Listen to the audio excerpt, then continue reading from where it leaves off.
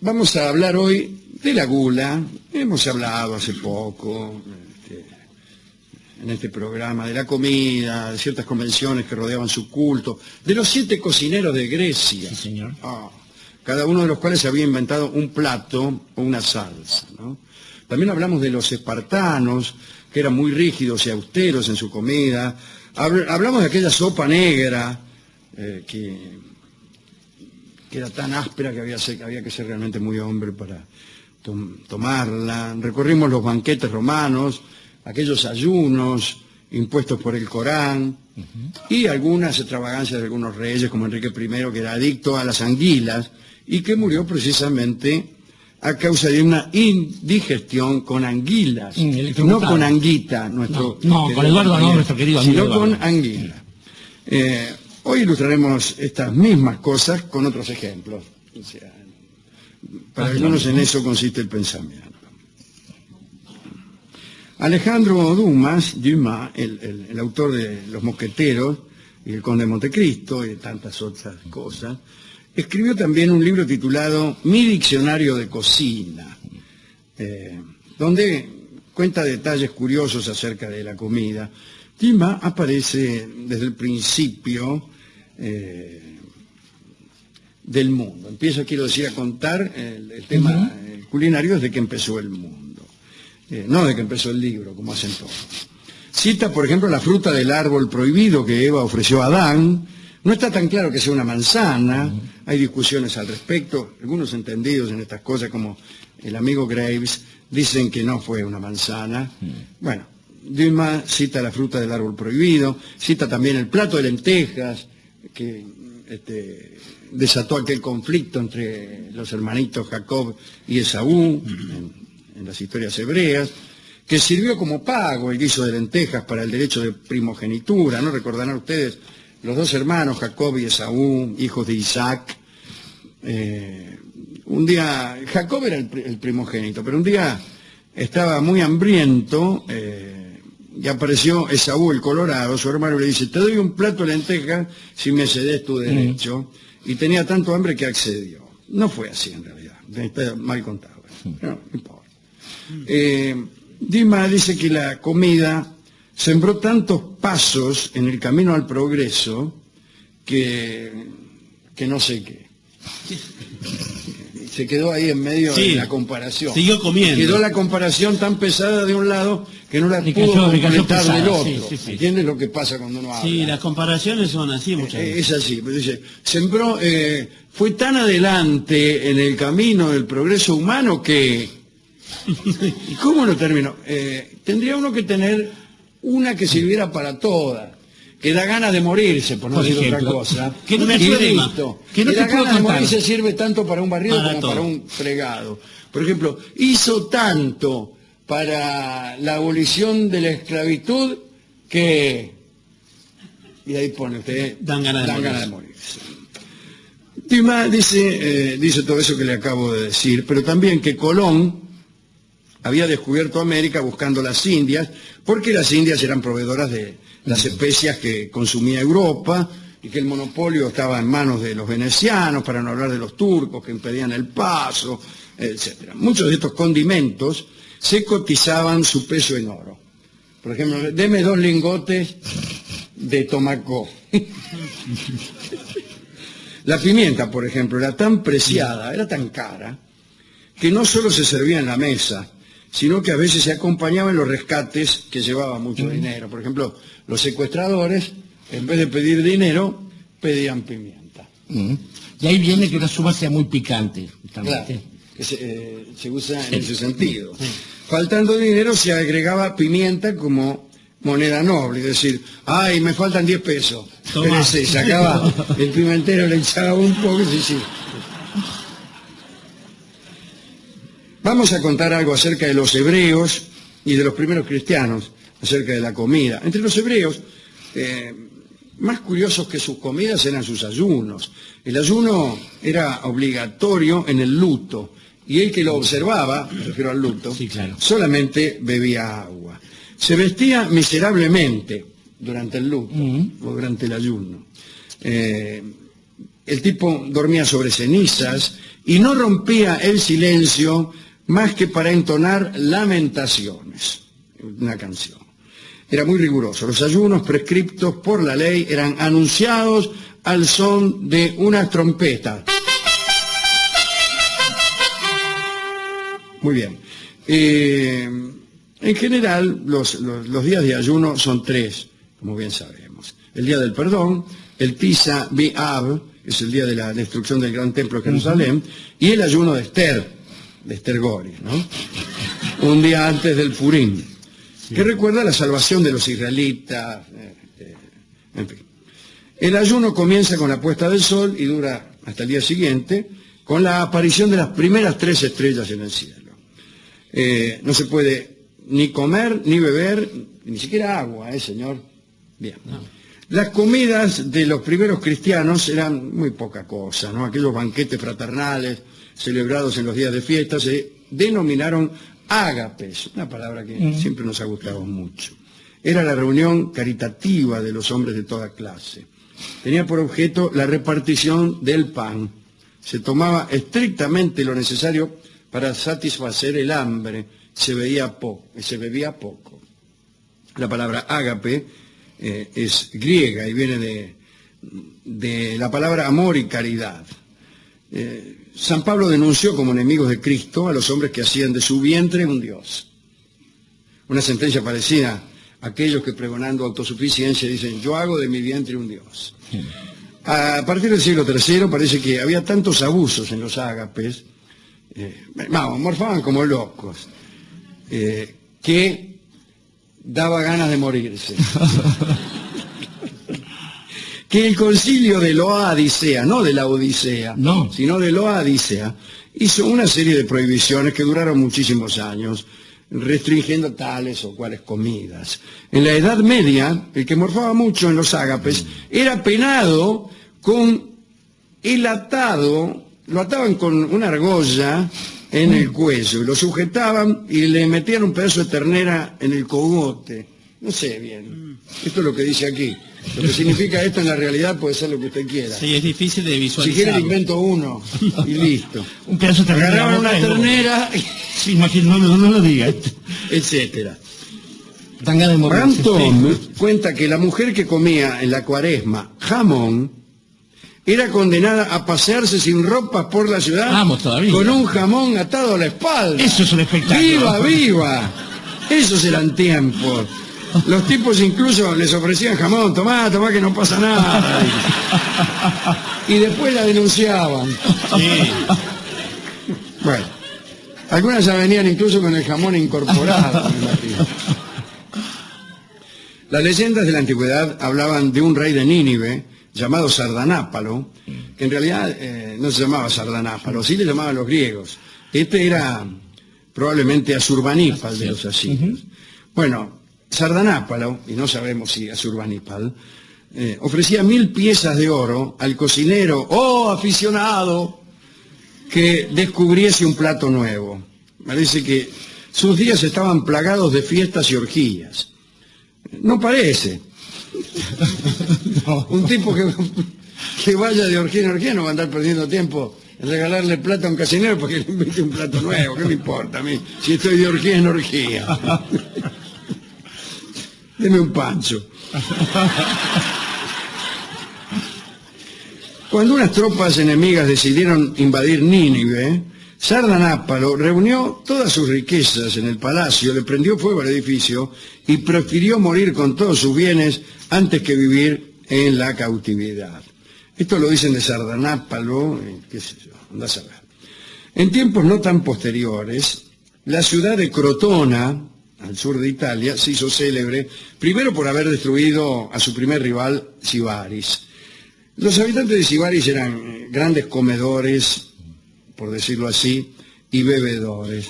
Dormían sobre colchones de pétalos y dicen que notaba si un pétalo estaba doblado. Eso les impedía dormir. Parece que quisieron matar a todos los gallos de la ciudad porque su canto los despertaba en lo mejor del sueño. No es mala idea. No, yo creo que hicieron muy bien. Discúlpeme. Crotona, porque se me hace agua la boca hablando de comida. Quedó uno sin matar, dijeron por ahí. Crotona tenía un gran comedor también por decirlo así, que era un ciudadano llamado casualmente Milón. Pero, Corporation, ¿no? Claro. Milón. Hubo una contracción Sí. en algún momento. Milón de Crotona, que había sido 7 veces campeón olímpico.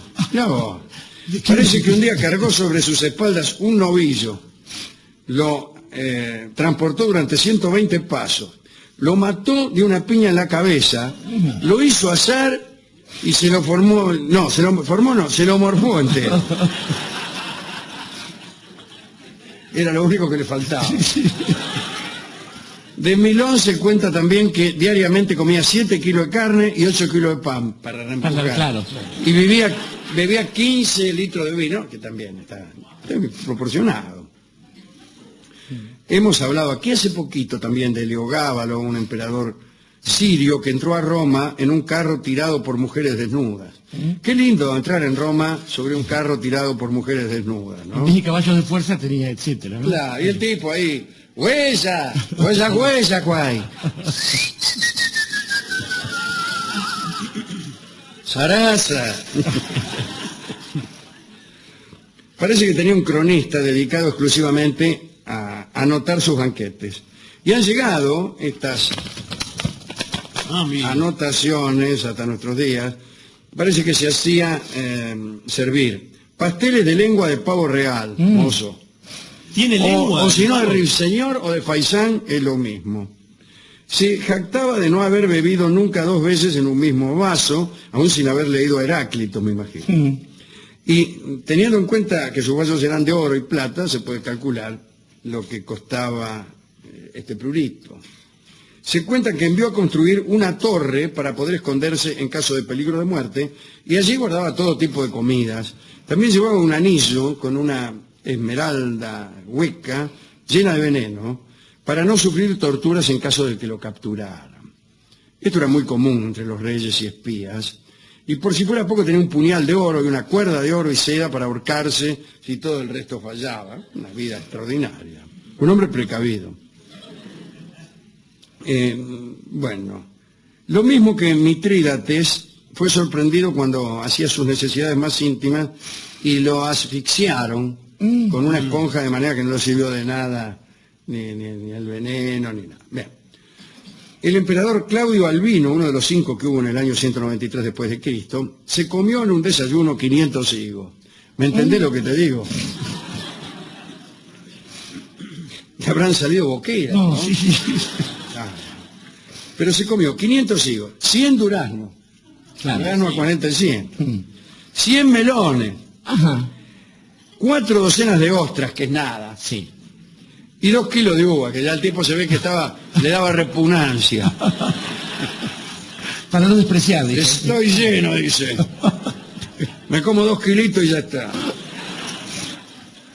Pero esto no es nada si vamos a creer lo que se cuenta del emperador Maximino en el año 265. No sé por qué en el año. Comía diariamente 16 kilos de carne y se mandaba 32 litros de vino. Era tan enormemente obeso que los brazaletes de su mujer le servían de anillo y el cinturón de brazalete. Y así. Y todo por el estilo. Quiero pensar. Bajo los reinados de Augusto y Tiberio vivió el consejero y potentado Marco Gabio Aticio. Tenía mucha guita y se la gastaba toda en los placeres de la mesa. Sí. Pagaba prostitutas. Sí lo hace. Bien. Un día su administrador le dijo que solamente le quedaban unos pocos sestercios, lo cual habla muy mal del administrador, ¿no? Que debió avisarle mucho antes.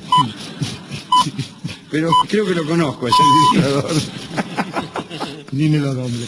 Bueno, considerándose arruinado, se metió en un baño de agua caliente, que es lo que hace uno cuando se siente arruinado, y se hizo abrir las venas, que era un modo muy corriente de matarse en aquel momento. No tan corriente, lo más corriente era abrírselas uno mismo. Sí. Pero faltándote coraje, por ahí llamabas a un comedido, a un amigo, conocía a un vecino, y le decía: Fatoruso, por favor, ábrame las venas que estoy arruinado.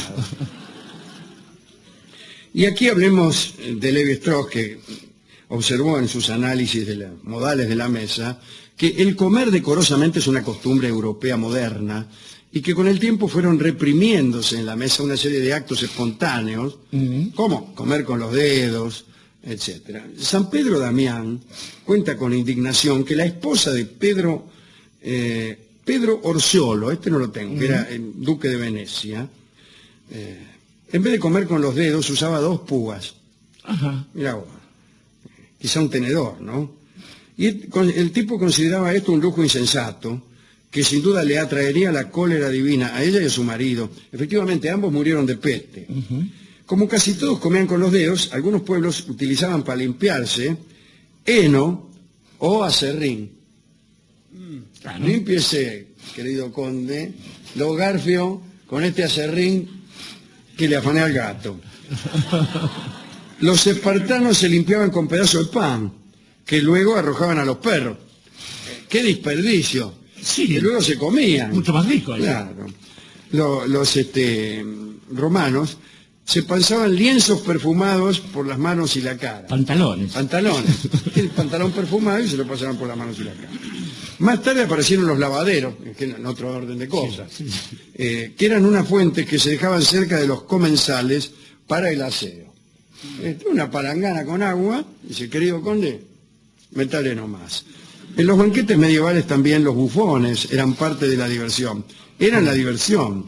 Enrique II de Inglaterra le dio una distinción nobiliaria a un hombre llamado Roland de Farté y a sus herederos, con la condición de que amenizaran las cenas con saltum, sifletum et petum, bailes, silbidos y besos. Ah. Sí. No sé latín por eso. No, claro. En este programa, bueno, las malas palabras las decimos en latín, que se quiera.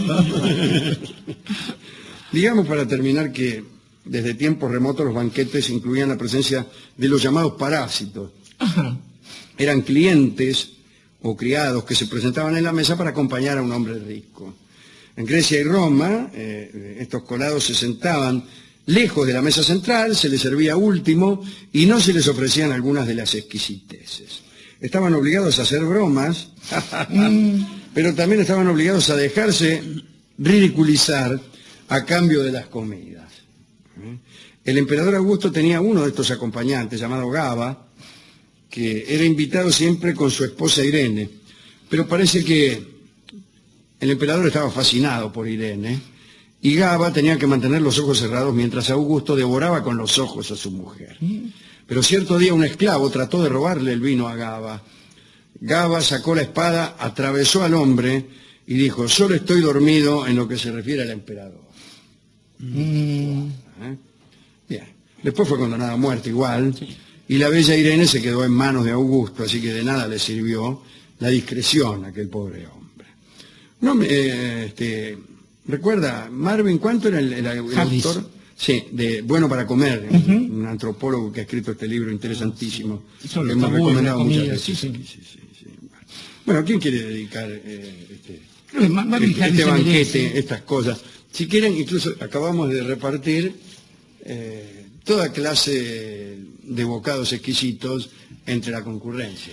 Sí, Marvin Harris es uno de los que se merece, Alejandro, esta dedicatoria. Estaba pensando también en Platón, que alguna vez nos regaló un banquete que nos ha servido por algunas cosas, aunque eche después a los menos poetas. Para saciar nuestro... Absolutamente. Hombre. Pensaba en Balzac, que decía que cada romance que uno tenía era una novela menos, pero en cambio dedicaba su tiempo a masticar peras y tomar café en exceso, lo cual demuestra por qué la comedia humana es tan aburrida, por ejemplo. Pensaba también en estos extraños inventos que ha logrado Occidente en algún momento, como el del tenedor libre. Esta especie de cosa, porque no solo está libre el tenedor, está libre el cuchillo y la gula de todos los asistentes, a esos lugares que tratan de devorar cuanto más pueden. A usted le cae mal eso, ¿no? A mí me cae mal. Pero a mí sí. también. Sí. Tenedor libre es... Además, justamente porque tiende a pensar... denota angurria, denota, pero también insensibilidad. Podés comer 20 pedazos de pizza. Y a Digo pesar... yo con un bombón en la mano. Y a pensar que hay cosas que se acumulan en ese orden de placeres, o la misma gente que dice que acumula sueño durmiendo todo el día para poder estar despierto más tiempo. De todos modos, pensaba también que a la hora de pensar en los pecados capitales, quizás el primero de esos pecados es el capital, justamente, y quizás uno no lo condena ciertamente tanto, pero en realidad a lo que iba es esta especie de relato de Alejandro Dumas, que efectivamente cuenta en ese libro que usted decía, esta contribución que ha hecho la comida al progreso de la humanidad.